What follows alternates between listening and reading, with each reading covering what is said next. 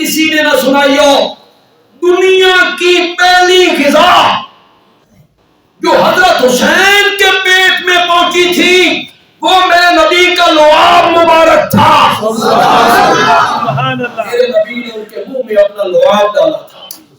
یہ پہلی غذا تھی جو حضرت سیدنا حسین رضی اللہ تعالیٰ عنہ کے پیٹ میں پہنچی. میرے نبی کی لعاب معمولی ہے؟ وہ کوئی معمولی چیز ہے؟ میرا نبی کڑوے کنویں میں ڈالے کڑوا کنواں میٹھا ہو جائے.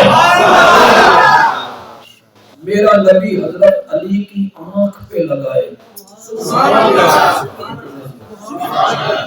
حضرت علی کہیں پھر وہ آنکھ کبھی نہیں دکھی.